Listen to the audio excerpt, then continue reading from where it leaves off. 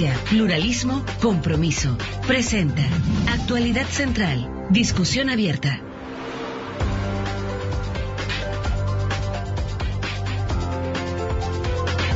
¿Qué tal? Bienvenidos a esta discusión abierta que ya comienza acá en CNN Chile, una invitación de Universidad Central. Estos días han estado marcados principalmente por los debates, por los discursos políticos, por los mensajes políticos. Pero hay un momento en el cual uno quiere hacer un alto y decir, bueno, ¿es la imagen la que va a ganar las elecciones? ¿El que tiene más dinero para campaña? ¿Los eslogan? ¿A quién están apuntados estas campañas? Porque hay lo que podríamos llamar un público duro que tiene definido cuál es su militancia, su voto, en fin. ¿Están marcadas o direccionadas solamente a los indecisos? Parte del análisis que ya comenzamos con nuestro panel de expertos. Saludamos de inmediato a don Sergio Escobar, director de Comunicaciones Corporativas de la Universidad Central. ¿Cómo está, Sergio? Bienvenido. Muy bien, gracias por la invitación, Pablo. Invitamos por allá también a Patricio Usayán, quien es doctor en Comunicaciones, tremendo columnista además. ¿Cómo está? Bienvenido. Gracias, buenos días. Saludamos también por acá a Laureano Checa, quien es magíster en Comunicación Estratégica, también especialista. ¿Cómo estamos? Muchas gracias por esta invitación, muy bien. Y saludamos también a don Juan Pablo Camiruaga, especialista en Marketing Político y Comunicaciones. ¿Cómo está, Juan Pablo? Muy bien, Pablo, gracias. La pregunta se la hago de inmediato. ¿Hacia quién están apuntadas las campañas? Uno puede decir, mira, están tratando de apuntar a los indecisos, o no es tan así. Parto contigo, Sergio. O sea, las campañas están enfocadas, obviamente, a ganar votos no solo en los indecisos, sino hoy día también, uno podría decir, de los mismos militantes. ¿En esta etapa? Lo que pasa es que las primarias son complejas porque al final lo que uno ve, que en el fondo tú lo que tienes que hacer es disputar el voto también, el voto duro, ¿no es cierto? Tú recuperar el voto tuyo, el voto, en este caso, de la derecha. Andrea Lamán disputa el voto de su sector, pero no puede agredir a Longueira porque también necesita el voto que vota por Longueira, en este caso el voto de la UDI, en el caso de las primarias. Y también las campañas están dirigidas obviamente a un segmento importante que hoy día mira la política de lejos, digamos, que está decepcionada de la política, que siente que los políticos no le resuelven los problemas, y que además también ve otras cosas. Por ejemplo, los políticos gastan mucho dinero en campaña, no entiendes cómo, hay poca transparencia al respecto. Entonces, hacer campaña hoy día es complejo. Tenemos 2 elecciones menos de 5 meses. Además, voto voluntario. Si antes ya costaba que la gente fuera a votar, hoy día cuesta más. Por lo tanto, el candidato hoy día tiene que hacer un esfuerzo adicional a lo que hacía antes. Es doble. No solamente vender un producto, sino que convencer de que le compren. O sea, son dos cosas. O sea, son dos cosas porque al final del día... yo, que soy un elector independiente, me va a importar mucho, claro, a lo mejor el origen del candidato, pero también que esté proponiendo para el futuro. Y también hay que reconocer una cosa, la gente hoy día es mucho más valórica desde el punto de vista de los temas que las últimas elecciones. Hoy día los temas valóricos están en la agenda, los candidatos hoy día tienen que plantearse sobre temas como matrimonio igualitario, el tema del aborto, etcétera, etcétera. Por lo tanto, hoy día ofertar... es complejo, no es llegar, digamos, como antes y decir yo voy a disputar los votos que yo sé que tengo porque el sistema electoral así lo establecía. Era muy fácil para un candidato a alcalde, un candidato parlamentario salir a buscar sus votos porque él sabía dónde estaban sus votos, incluso geográficamente sabía dónde estaban sus votos. Pato, ¿cómo lo ves tú? Bueno, yo creo que el país tomó 2 desafíos bastante grandes, muy seguidos. O sea, primero nos fuimos a una elección municipal con inscripción automática y voto voluntario, sin saber qué iba a ocurrir, y más o menos ya vimos qué sucedió en las municipales. Todavía no sabemos qué va a pasar en la presidencial parlamentaria. Y después las primarias, que es un ejercicio que no habíamos tenido nunca, y que la gente yo creo que todavía no logra comprender bien el rol que las primarias juegan. Yo en eso tengo mis dudas sobre la eficacia de las primarias en un sistema en que tenemos segunda vuelta, porque en el fondo claro, estamos ocupando el rol en parte de la primera vuelta en las primarias. Y las primarias se dan efectivamente en un contexto dentro de coaliciones. Entonces, de ahí, por ejemplo, que yo creo que el interés estuvo más en el primer debate, en la concertación, en que la gente sabía que había 4 posiciones distintas, que iba a haber más debate, y la gente lo que quiere en un programa de televisión es ver conflictos, ver algo que lo sorprenda, que yo creo que en cierta forma en el primer debate sucedió. En el segundo no hubo nada. El segundo era un choque de globos. De partida era el segundo, por lo tanto la gente ya sabía que si en el primero no había pasado mucho, en el segundo iba a pasar menos todavía.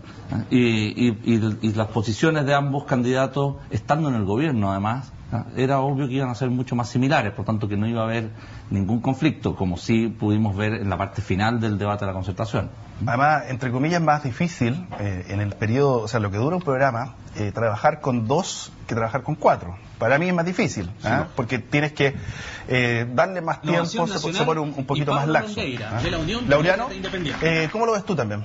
A ver, yo creo que efectivamente han ido cambiando los públicos a los cuales se dirigen los mensajes. Hoy en día tenemos primero que levantar de la cama, y eso ha sido un énfasis que han hecho varios candidatos, levantar ese día a los votantes para que acudan a depositar su voto en las urnas, en el contexto de lo que planteaba Patricio, en términos de que hoy eso está mucho menos definido y hay que movilizarlo muchísimo más, y está menos claro qué son las primarias en definitiva. Digamos que esa campaña de educación cívica en torno a qué son las primarias, qué significan, para qué sirven, por qué tenemos que entregarle la confianza a estos candidatos para que después vuelvan a competir, es un poquitito más complejo. En un segundo lugar vamos a tener a estos electores duros de los propios partidos, y en ese sentido han hecho sus posicionamientos cada uno de los candidatos hacia esos temas entre lo valórico y entre las posiciones marcadas de cada uno de los partidos, y luego tenemos a los indecisos que están entre los que saben que van a ir a votar pero que no están representados entre esos partidos. Entonces hay 3 grupos bastante definidos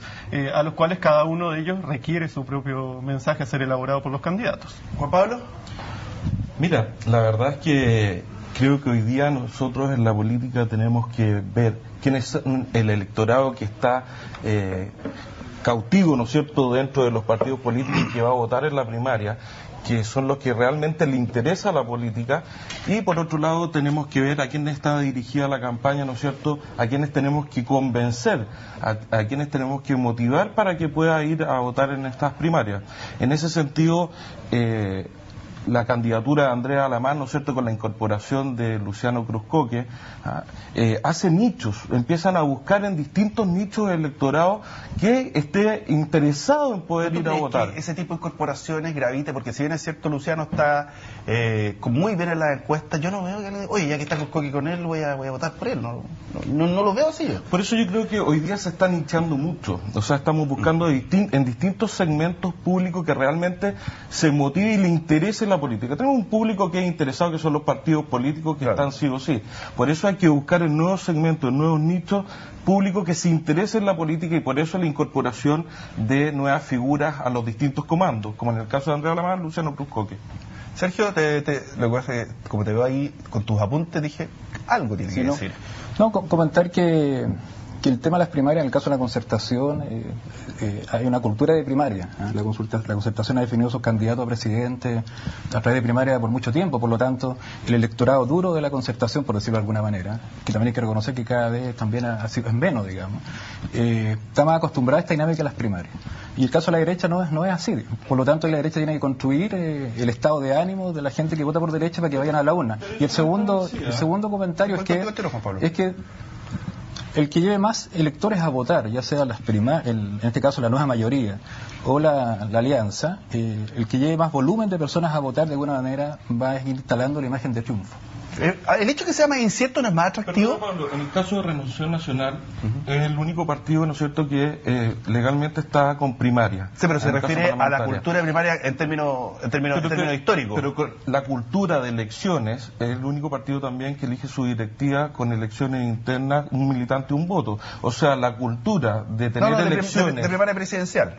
Bueno, eso es otra cosa. Claro, a eso se refiere. Lo que pasa es que el tipo de primaria que tú te refieres es intra, es para elegir tus dirigentes de partido. Pero la eso ha existido siempre, por eso te digo que eso es de los pocos partidos en el caso de Renovación Nacional. Lo que pasa es que tú haces referencia en el caso de la concertación. Claro, pregunta, el hecho de que sea más incierto, Pato, el escenario electoral, ¿quién va a ganar en este caso, en el caso de la alianza? ¿No lo hace más atractivo? O para el que no es parte del público, el peso de los personajes, vaya el personaje, tampoco es muy atractivo? A ver, yo creo que en el caso de la concertación primero, yo creo que al lunes, al día del debate, el escenario era que Bachelet ganaba y los 3 retadores tenían que buscar quién iba a ser el segundo lugar en el fondo. Yo creo que en eso ella perdió y los retadores ganaron, sobre todo yo creo que Orrego y Velasco, para efectos de la audiencia común y corriente, independiente, que mira el debate pensando por quién voto o si voy o no voy a las primarias. Yo creo que le aparecieron dos candidatos que en el fondo normalmente la gente tiene menos cobertura, aparecen menos, etcétera. Yo creo que eso le genera una atracción, es decir, sabes que aquí podría efectivamente yo ir a votar por un candidato distinto a Bachelet. Pero no también tenía atractivo el hecho de que Bachelet hablara por primera vez públicamente, masivamente. Eso es el tema visto desde el rating. Claro. O sea, la audiencia, yo creo que efectivamente uno de los motivos por los cuales prendió el televisor y vio el debate era eso. Pero lo que interesa aquí es que la gente vaya a votar. Un poco por lo que decía Sergio. Aquí va a venir una comparación inevitable entre las dos primarias, cuál llevó más gente. Es obvio que la Concertación va a llevar más gente, porque 4 candidatos. A ver, en esto yo creo que hay que ser bien franco. En esto va a operar mucho el acarreo. Y 4 candidatos acarreando, es obvio que tienen que acarrear más que 2, pero el doble deberían acarrear, si no es un fracaso. Por lo tanto, para efectos públicos se va a tratar de plantear como un triunfo previo, claro. Esto de yo logré llevar más gente, pero es un problema numérico y de campaña. Todos los políticos saben que estos son acarreos, y la elección municipal mostró eso. Los candidatos a alcaldes que lograron llevar más gente a las urnas ganaron, y ganaron con muy pocos votos. Laureano, cuando tú te planteas frente a lo que son los mensajes, a los mensajes que nos van entregando las campañas, siempre se busca siempre se busca al que está disconforme y al que está como outsider del tema político como elector. No, o sea, como te decía, uno en primer lugar tiene que consolidar su base electoral dura del propio partido, y del grupo al cual representa, porque en Chile la militancia es muy baja, ¿cierto? O sea, los partidos son partidos de 100.000 militantes, con suerte, y eso significa que ese voto duro no me alcanza para ganar una elección.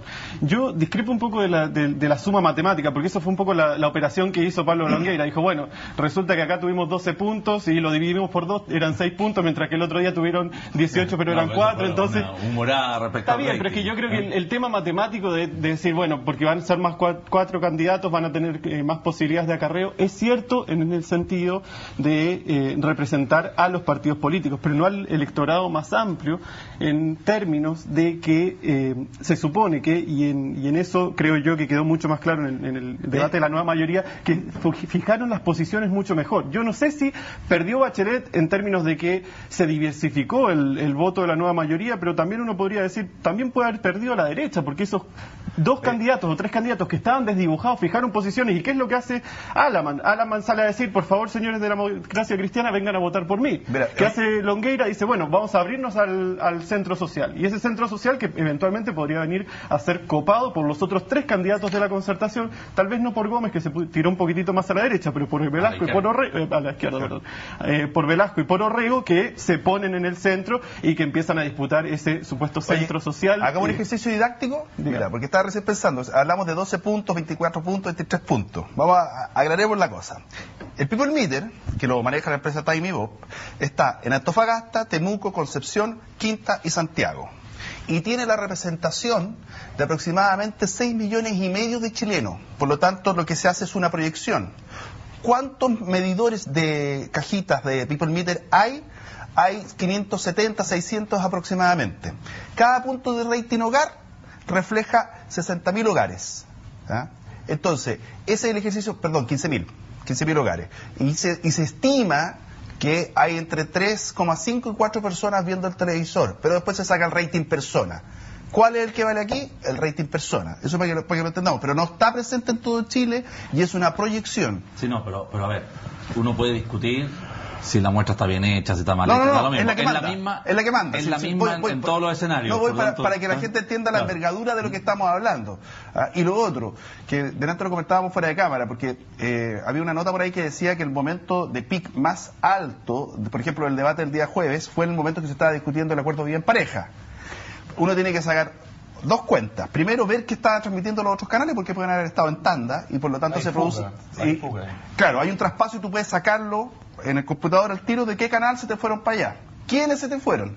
Y lo otro que hay que tener ojo, porque el traspaso de cuando tú cambias de tema en un programa no es al segundo, se demora 1 minuto y medio, 2 minutos. Entonces, para que le pongamos la pelota al piso y le demos el valor real al rating, en ese sentido. La pregunta que tengo para todos es la siguiente, parte contigo, Sergio. ¿Por qué todos dicen: yo soy de centro derecha, de centro izquierda, soy de centro centro en su época, pero nadie se quiere despegar del llamado centro, porque pareciera que el centro es sinónimo de gordura y los otros dos significan extremos, pero nadie, Longueira dijo que era de centro derecha. Vemos por otro lado, muy pocos, como por ejemplo el Partido Comunista, se dice: no, yo soy de izquierda, puro. Eso es lo único que lo reconoce. Es difícil que puedan decir otra cosa. Claro, pero todo el mundo dice: mira, yo soy del centro, quiere decir tengo cordura, o soy moderado, voy a estar con las tradiciones chilenas. Es porque la personalidad nuestra del chileno es decirse de centro, como que estamos contra ni chicha ni limonada, o somos muy cuerdos. O sea, yo creo que tenemos algo de eso, pero también es cierto que la Concertación, ahora nueva mayoría, por mucho tiempo fue mayoría, valga la redundancia, porque el centro y la centro izquierda y parte de la izquierda votaba por los candidatos de la Concertación. Y por distintas razones, yo creo que el centro, y si uno especifica el centro, lo ve la Democracia Cristiana, que yo creo que es un partido que tradicionalmente ha tenido el electorado de centro y centro izquierda, ha ido perdiendo influencia. Y la Concertación en la última elección perdió precisamente porque lo que Piñera conquistó, por decirlo de alguna manera, fue precisamente el centro político. Ahora, un paréntesis, yo eché mucho de menos en el debate de la Concertación la falta de autocrítica. Un poco revisar por qué se perdió el gobierno, por qué el electorado de la Concertación dejó de votar por los candidatos de la Concertación y por qué se perdió la última elección presidencial.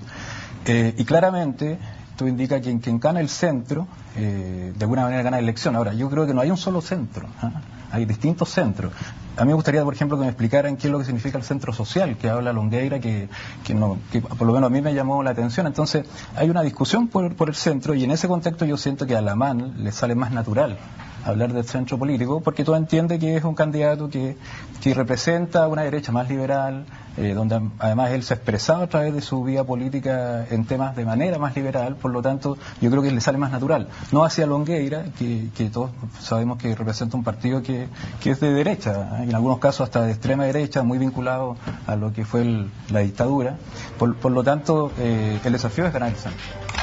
A la vuelta, con esta misma respuesta, acuérdense de participar con nosotros a través de @actualcentral o el hashtag #actualidadcentral, con sus opiniones, sus preguntas, lo que quieran. Acá tengo una.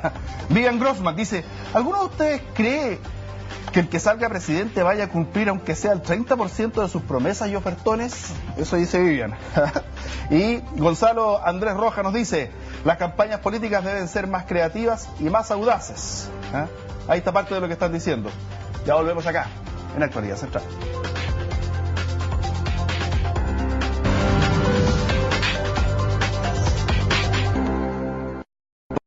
Vuelta acá en Actualidad Central. Participa a través de Twitter en @actualcentral y en el hashtag Actualidad Central. Juan Pablo Camioaga, íbamos a esto de disputarse el centro como un sinónimo de ser moderado, de ser sensato, porque en el centro está ni churimú. Lo hacíamos recién, y es como ser de clase media, porque es como... Mira, en ese sentido esta nueva Concertación no ha generado, al contrario, ha pateado al mundo de los independientes, ¿no es cierto?, y a la centro derecha, cosa que en el caso de Andrea Alamán lo está capitalizando. Ahora, creo que ellos se han encargado de irlo sacando, ¿no es cierto?, al centro, y poder no conquistar los votos independientes. En ese sentido, la alianza ha sido un poco más inteligente en el llamado que le está haciendo a incorporarse en este proyecto coherente y alineado de un nuevo gobierno. O sea, que yo, en el tema del centro, yo creo que hay temas comunes a todos los países, y hay una cierta característica en Chile. Es decir, en todas partes el centro significa la moderación en el fondo, y son posturas más moderadas y se supone que la mayoría de los electores se ubican ahí. En el caso chileno yo creo que se suma que efectivamente nuestra idiosincrasia es hacer un poquito neutros. Claro. En la gran mayoría de los países tú compras un medio de comunicación e inmediatamente se supone que adhieres a esa ideología. O sea, compras un diario determinado y se supone, aquí en Chile se supone que hay neutralidad en eso, y no porque lleves un diario debajo del brazo significa que eres elector de la derecha, del centro, de la izquierda. Entonces, yo creo que aquí nosotros acentuamos mucho el tema del centro. Yo creo que desde el 99, en que se produce el empate en la primera vuelta entre Lagos y Lavín, y de ahí en adelante todas las elecciones presidenciales se han jugado en torno al 5% más, 5% menos. Y lo que los candidatos tienen que aspirar es a que ese 5% se mueva a su favor y no en contra, porque en el fondo esto de aquí va a pasar lo mismo. Tú vas a ver a lo mejor diferencias en la primaria, diferencias en la primera vuelta, pero los dos candidatos que van a pasar a la segunda vuelta van a tener una llegada súper estrecha, y en el centro, en el fondo, en ese grupo de personas que en el fondo son independientes, se va a jugar el tema. Te cuarto pollo que te... deja con Laureano. Un poco lo que decía Sergio, yo creo que a propósito del Centro Social de Longueira, ahí yo creo que está la diferencia entre Longueira y Alamán, y ha sido un poco la diferencia histórica en la trayectoria de los dos.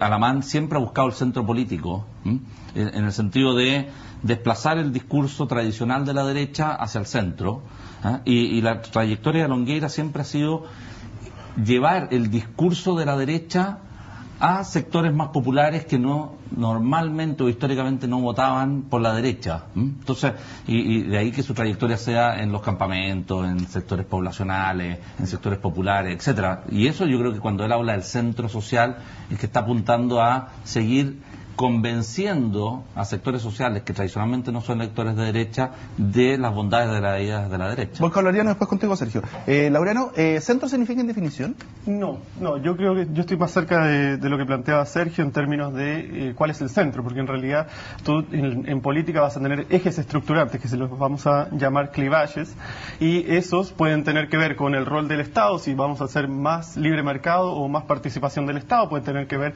con, en el pasado, fue la presencia de la Iglesia ligada al Estado o no, puede tener que ver con el eje de discusión que está en disputa si está superado o no, que tiene que ver con el autoritarismo y la democracia, que ha estructurado prácticamente las tres primeras elecciones. Por lo tanto, hay que ver efectivamente cuál es el centro al cual nos referimos. O sea, ¿el centro político es el ordenamiento clásico izquierda-derecha o es este nuevo concepto de centro social que en el fondo es la despolitización de la política? Un poco vuelta, y en ese sentido está bastante alineado con la campaña, la estrategia de Lavín, que es la que llevarse hacia los problemas que preocupan a la gente, a las cosas y no al debate político, porque la política es mala o se pierde tiempo en política cuando no estamos preocupados de las cosas concretas que hay que ir a ver ahí. Y en términos, o sea, si uno tuviese que llevar ese debate, volviendo al tema del rating, entonces no habría que tener primarias en la derecha, porque como fue el cuarto programa en rating, entonces esas cosas no le interesan a la gente.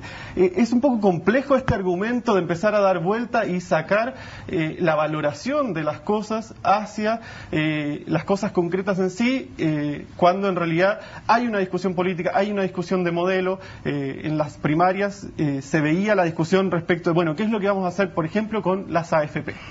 ¿Qué se hace con un mercado de AFP que está altamente cuestionado, que no termina de resolver cuáles son los problemas que vamos a tener cuando nos tengamos que jubilar? Y por otro lado decimos, miren, los derechos civiles pueden ser renunciables o pueden ser optativos. Usted puede ir a votar o no puede ir a votar, entonces vamos a tener elección voluntaria. Tenemos cotización voluntaria, tenemos afiliación voluntaria a las ISAPRES. O sea, hay una disputa ahí que no se da. ¿Por qué? Porque volvemos a las cosas concretas. Y yo creo que eso es peligroso, porque es sacarle densidad a las cosas que realmente están en disputa, porque sí están en disputa y sí nos están ordenando el panorama político. Sergio, al tiro con Juan Pablo. Sergio. Sí, lo que ocurre es que en general el análisis nuestro es sobre la base del sistema tradicional, voto obligatorio, pero hoy día hay una tremenda incertidumbre para la nueva elección presidencial, y es que hay una cantidad de votos de jóvenes, especialmente entre personas entre 18 y 25 años, que yo no tengo muy claro si son de centro, no sabemos sabemos por qué ni cómo van a votar. Y yo creo que no están muy ideologizados. Yo creo que una gran mayoría que se moviliza de manera voluntaria a dar su voto, se moviliza más bien por temas temáticos, porque ese candidato, independiente a lo mejor de qué sector es, ojalá no sea de un sector extremo, porque es más difícil adherir a un candidato a un sector más extremo, pero si representa o no los temas que efectivamente a mí como persona, como ciudadano, me están afectando. El tema de la salud, el tema de las pensiones, el discurso de la ciudadanía hoy día es mucho más crítico, le exige más a la clase política. Por lo tanto, si mañana, el caso hipotético, quiero decir, solamente hipotético, fuera el candidato Alamán, si Alamán no tiene una postura clara en temas el tema de las pensiones, el tema de la salud, el tema de la educación, yo te aseguro que muchos ciudadanos que pueden ser de centro, a lo mejor van a dar su voto a otro candidato que represente mejor esos temas. Entonces, yo creo que tenemos un panorama muy atractivo desde el punto de vista incluso comunicacional, porque no es fácil conjugar todo eso en la próxima elección presidencial.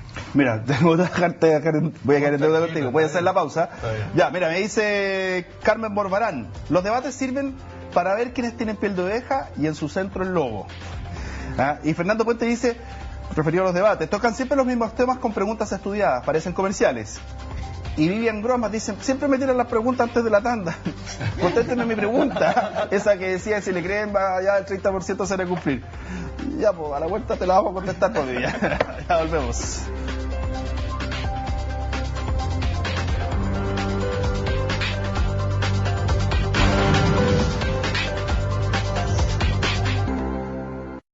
Esta discusión abierta, ¿no notas que se nota que este debate está más ideologizado? Vamos a la Asamblea Constituyente buscando temas de fondo, además de los valóricos que tú señalabas. O sea, ya los temas en que tú ves que dice, mira, voy a regular más la banca, voy a hacer esto, voy a hacer lo otro, son parte de, pero no los principales. ¿A qué se debe eso? Porque tal vez la gente marchando en las calles, que estuvo ausente acá en esta intención de captarlos, en los dos debates, es la que ha obligado a que el discurso vaya hacia allá, pero no se lo dirigen a ellos. ¿Lo viste tú así? Bueno, yo siento que hoy día la ciudadanía está mucho más empoderada y la forma de exigir es que la política se ponga al nivel y a tono y evolucione, ¿no es cierto?, como ha ido evolucionando el país y el mundo en general, que la política también se ponga al nivel de los tiempos modernos, ¿no es cierto? En ese sentido, la gente hoy día está acostumbrada a tener y obtener las cosas con mayor rapidez. Vemos que una persona va con una tarjeta de crédito o una tarjeta, la mete en el cajero y saca el dinero en efectivo de inmediato. Bueno, lo mismo que les está exigiendo a los políticos.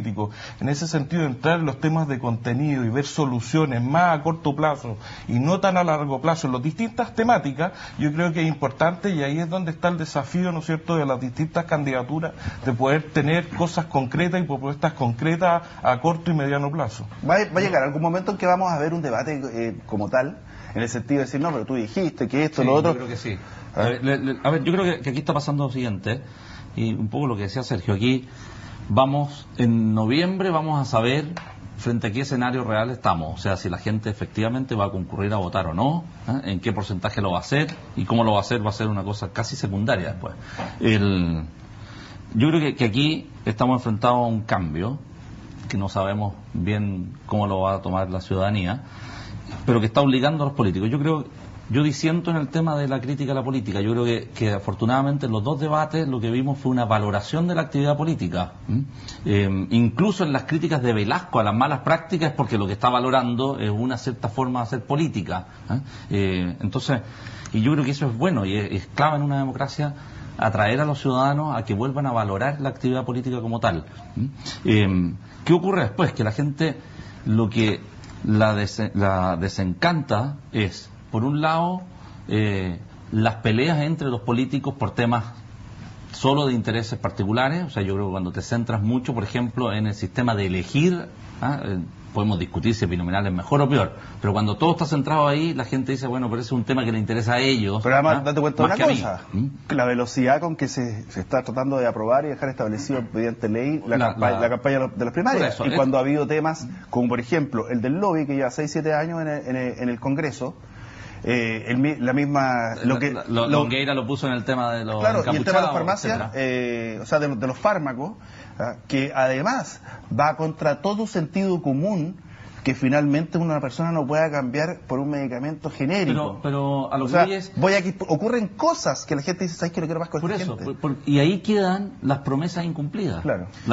Y un poco lo que apuntaba la pregunta, la sensación de la gente, y yo creo que en eso vamos evolucionando, los países en el mundo van evolucionando en que hay un chequeo después de parte de la ciudadanía de que las promesas, una contabilidad de las promesas que se cumplan, que hace que la gente nos vaya exigiendo mucho más, y ahí va a exigir debates de verdad, y no estas negociaciones entre comandos en que el formato del debate, si no beneficia a mi candidato, no voy al debate, ¿te fijas?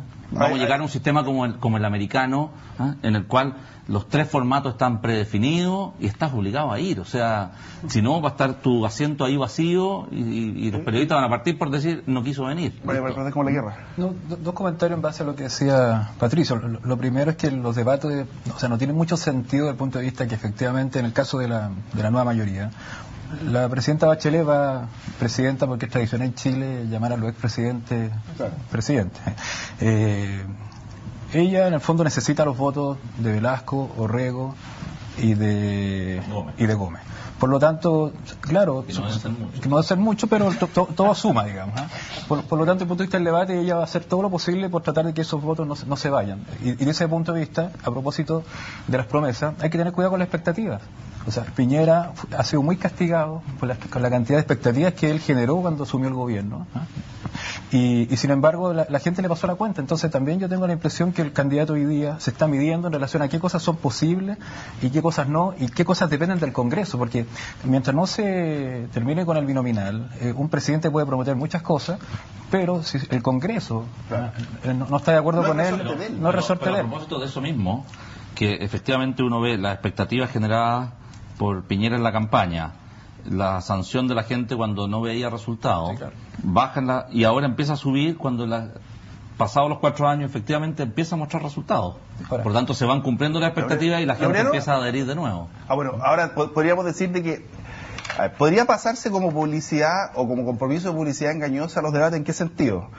Uno va a ver un folleto para comprarse, no sé, una casa, un auto, un equipo de música, y finalmente no es como salía en el folleto y dicen el contrato lo constituye el folleto también, las imágenes. Y en ese sentido, ¿es el debate una carta de compromiso y eso tiene credibilidad ante la gente?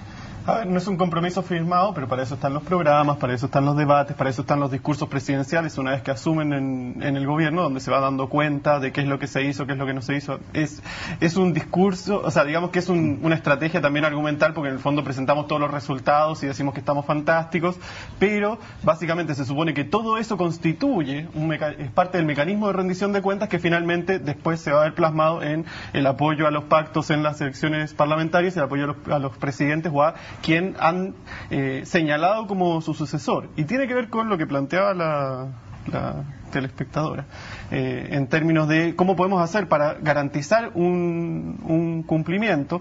Bueno, en este minuto, estos son los mecanismos. Por eso es tan importante el debate en torno a la Asamblea Constituyente, porque un poco es esto de que, bueno, las reglas están establecidas y no podemos mover nada porque eso nos va a dotar de inestabilidad y vamos a volver al pasado. Y ese es el discurso, un poco un discurso del terror, de que acá no se puede tocar nada. Y en realidad hay que darse cuenta de que las cosas han cambiado.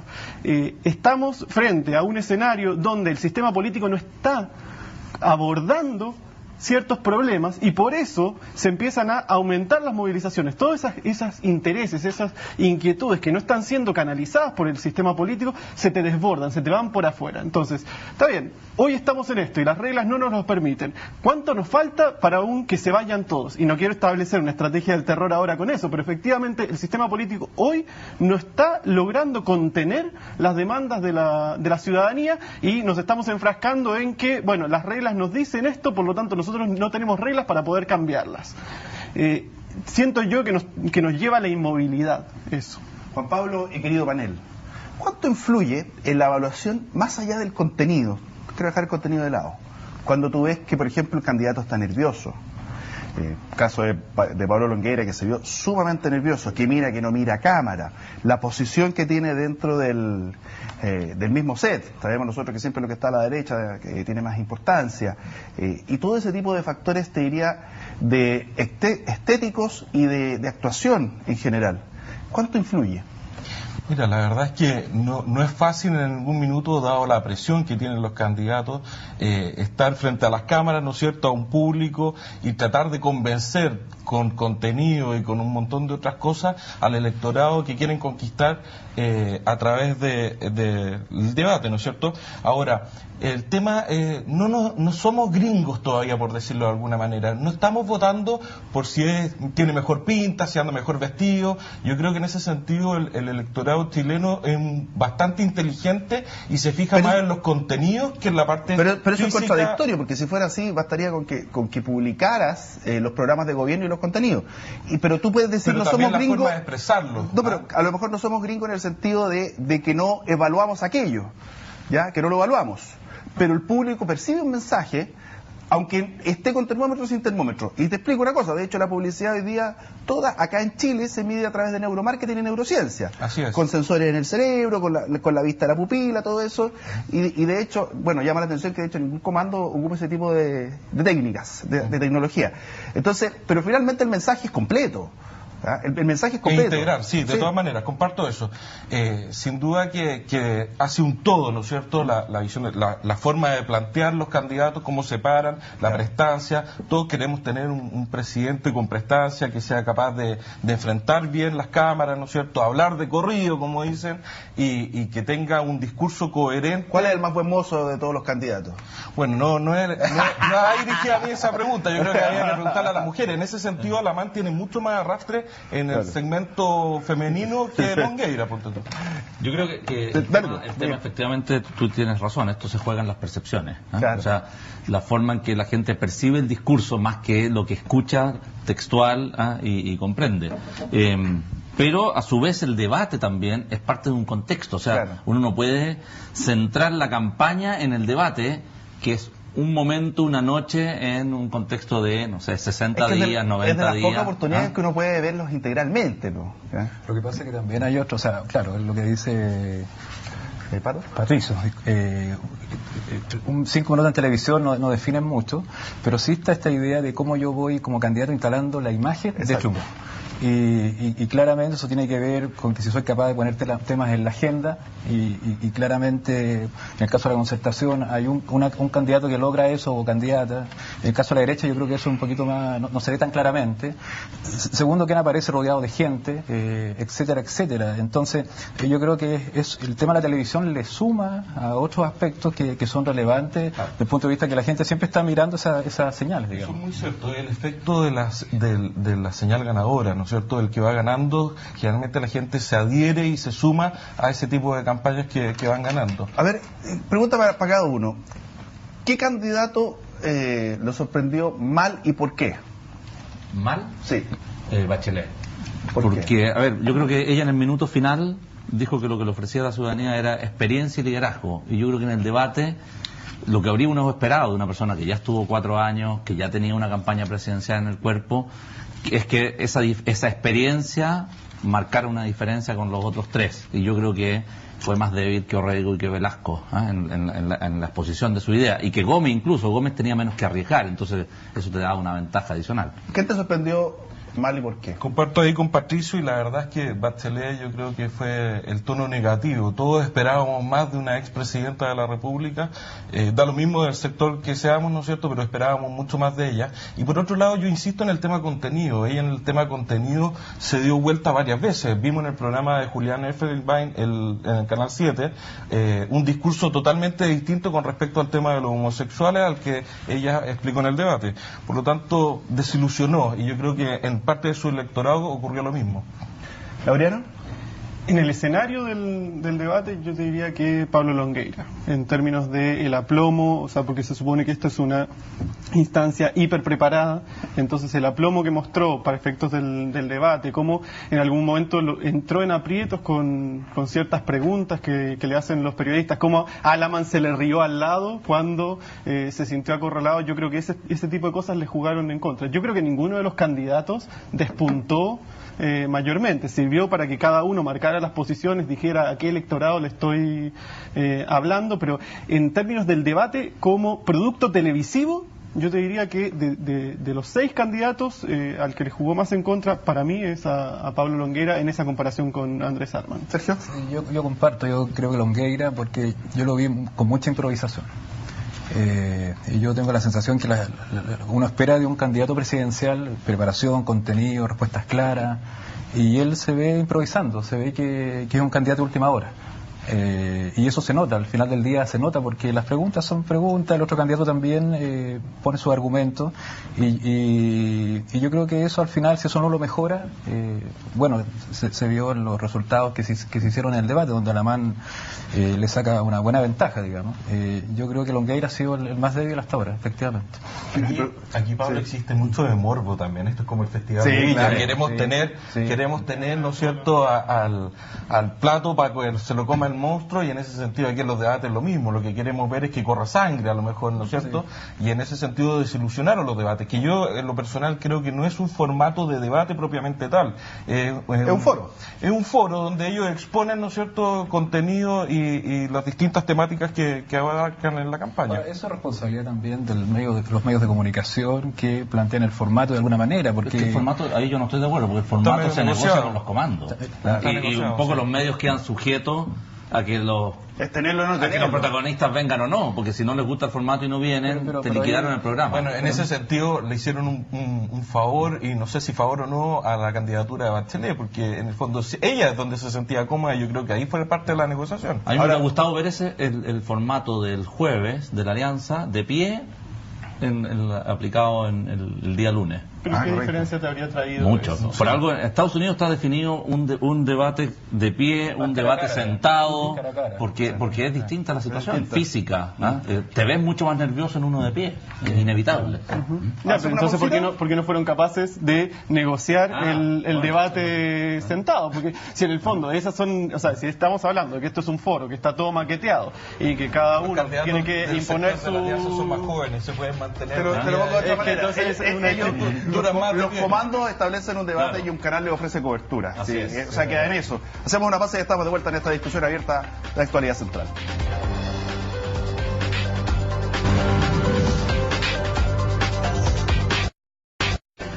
Ya estamos de vuelta acá en Actualidad Central.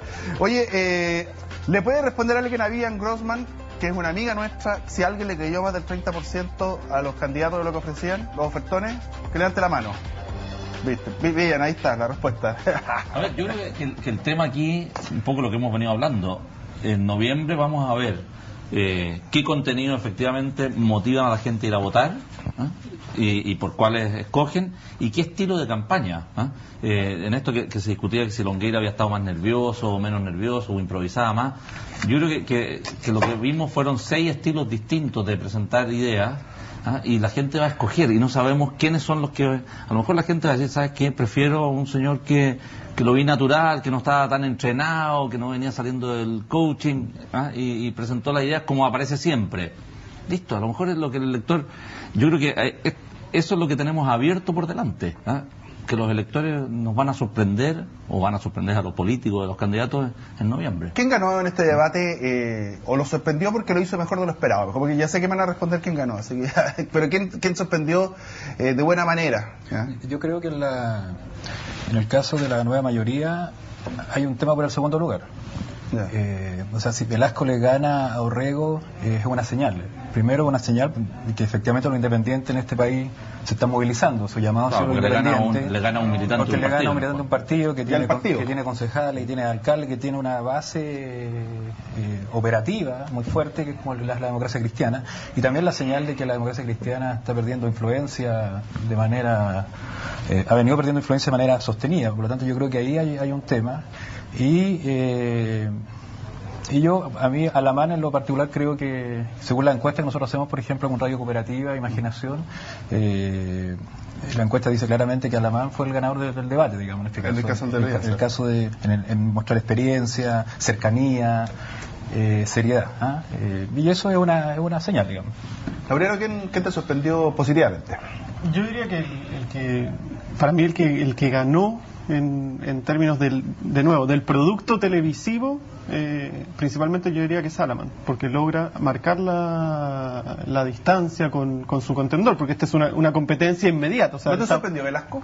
Velasco no, porque en el fondo Velasco, no hay que olvidarse que Velasco lo querían sacar del gabinete y ponerlo en reemplazo de Frey en la candidatura presidencial anterior. Había no pocas voces, entonces es un revival de una situación anterior, pero se supone que ya venía siendo una figura que le estaban detectando condiciones de liderazgo como para guiar el país. Entonces Velasco puso sobre la mesa eso que ya algunos le habían visto.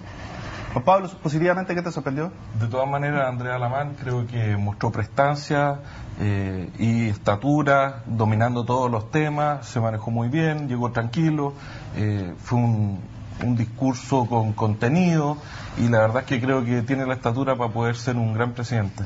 ¿Pato? A ver, yo creo que con los criterios tradicionales a los que estamos acostumbrados, en uno Velasco y en el otro Alamán. Lo que yo no sé si los electores lo que están buscando es la estructura tradicional del estadista que maneja todos los temas, que los expone ordenadamente. Yo creo que la cosa va para otro lado y la gente, lo hemos visto en el caso anterior con Bachelet, y yo creo que se puede dar ahora con Longueira, en el sentido de que la gente diga, sabes que lo que quiero es una cosa más cercana, más natural, menos formateada. ¿Hubo alguna respuesta que sonó a farrearse la oportunidad, Sergio? ¿Algún tema en que se podría haber lucido a alguien? ¿Se farreó la oportunidad Bachelet con la posibilidad de pedir perdón por el tema del tsunami? Es que el tema del perdón, a ver, yo creo que lo que ella dice es cierto. Yo creo que hay lugares para pedir perdón. Y no sé si un debate presidencial es un lugar para pedir perdón, porque te podrían decir, mira, que hay un aprovechamiento político también. Y yo creo que ella lo que dijo es lo que ella siente, y yo creo que es el valor que tiene Bachelet, y que la gente lo percibe, que ella es sincera, es honesta. ¿Alguien se farreó la oportunidad de responder algo con una pregunta o con un tema que era para lucirse? A ver, yo creo que Velasco tuvo... se farreó la reacción en el momento en el cual Bachelet le responde lo de la vieja política. Sí. Yo creo que él quedó quedó descolocado. Yo creo que ahí se farreó y fue el momento débil de su actuación. En el tema del perdón, yo creo que hay un tema judicial de por medio. Sí, entonces también pedir perdón, yo me imagino que los abogados le han dicho en este momento, en el proceso en que está, no es oportuno hacerlo. Juan Pablo, ¿quién crees tú que podría haber tenido una oportunidad de ser lucido? Mira, comparto lo de Bachelet. Yo creo que hay un tema judicial de por medio y que no era el minuto, y tampoco había que exigirlo en este tipo de formato de debate. Yo creo que Velasco también, él tenía una gran oportunidad de destacar, y no solo en algún tema en específico, sino que a lo largo de todo el debate, a pesar de que creo que fue uno de los ganadores del debate de la nueva mayoría, pero tenía que haber sido más incisivo y haber tenido más confrontación con la candidata. ¿Laureano?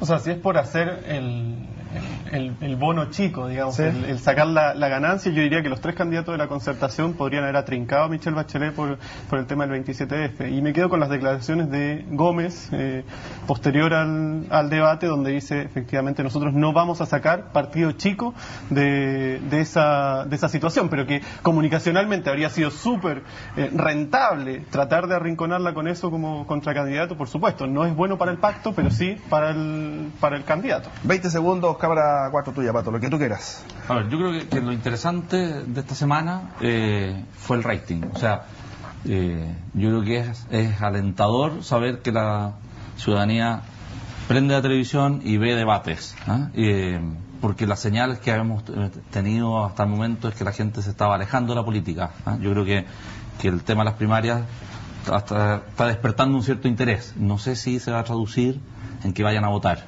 Yo espero que sea así, que la gente efectivamente participe. Juan Pablo, lo que tú quieras. Lo que yo quiera. Lo que tú quieras. Ya. Lo que pasa es que yo voy de candidato a diputado, así que primero un saludo a mi distrito, 34, San Fernando, Chimbarongo, Peumo, Las Cabras, Pichigua. Eso, un saludo a todas. La 4. A toda mi gente de allá. Y segundo, un mensaje para ustedes los canales, que el mundo de las personas con discapacidades diferentes estaban muy molestas por el tema del lenguaje con señas, que habría sido a lo mejor necesario implementarlo en el debate. Yo creo que haber estado molesto también la gente de regiones, que no las mencionaron en ninguna frase, en ningún debate. Andrea Alamán sí las mencionó con el tema de la impuesto a la bencina y en algunos otros temas. Fue poco, si hubiera querido más, y a mí también me hubiera encantado que hubiera sido más como candidato de región. Y por último, un mensaje: que la gente vaya a votar es necesario, es la mejor manera de expresarse, ¿no es cierto?, con el voto el 30 de junio. Así que idealmente eso, que concurran a votar, ojalá que sea por algún candidato del sector nuestro. Laureano, la cámara 5, tuya. Esa, la que dice 5, va. La educación pública, totalmente. O sea, esta falacia de que el plan de educación pública en educación superior cuesta 3.000 y tantos millones de pesos, en realidad no es tan así. O sea, cuesta así porque nosotros tenemos este sistema de voucher instalado donde me acreditan a mí y yo voy y se lo deposito a cada una de las casas de estudios. Si tuviésemos un financiamiento total de la educación pública, probablemente en el sistema de mercado que les gusta a muchos de los candidatos, generaría presión para que bajen los aranceles. Por lo tanto, ese costo está sobrecalculado, está inflado. Sergio. Bueno, aprovechar de agradecer a CNN, decir que como Universidad Central estamos muy contentos con esta alianza estratégica y con tu programa, Pablo. Gracias. También invitar a los televidentes a visitar la página de la Universidad Central, www.universidadcentral.cl. Tenemos muchas actividades de extensión académica, extensión cultural, y también invitar a los vecinos de La Serena. Nosotros tenemos una sede en La Serena. Ahí están las regiones. En las regiones, que inaugura una exposición de Chile Central, una exposición de fotos muy linda, muy maravillosa, el lunes a las 6 de la tarde en Avenida Francisco de Aguirre, 0405, así que están todos cordialmente invitados. Se entiende que es gratis. Se entiende que obviamente todas las actividades que realiza la universidad son gratis. Podemos invitarlo a Sergio a que ponga una sede allá en el distrito 34 de San Fernando, que estamos con problemas universitarios. Oye, más que sede, además, no solamente una sede, podemos hacer seminarios, charlas, irlo incorporando y trabajar con una sede. Vamos a conversar para ver si lo invitamos allá. Y yo me subo así ofrezco la universidad. Señoras, señores, muchas gracias por habernos acompañado en esta discusión abierta. Como siempre lo decimos, una invitación de CNN Chile y Universidad Central. Nos encontramos la próxima semana. Universidad Central. Independencia, pluralismo, compromiso. Presentó Actualidad Central. Discusión abierta.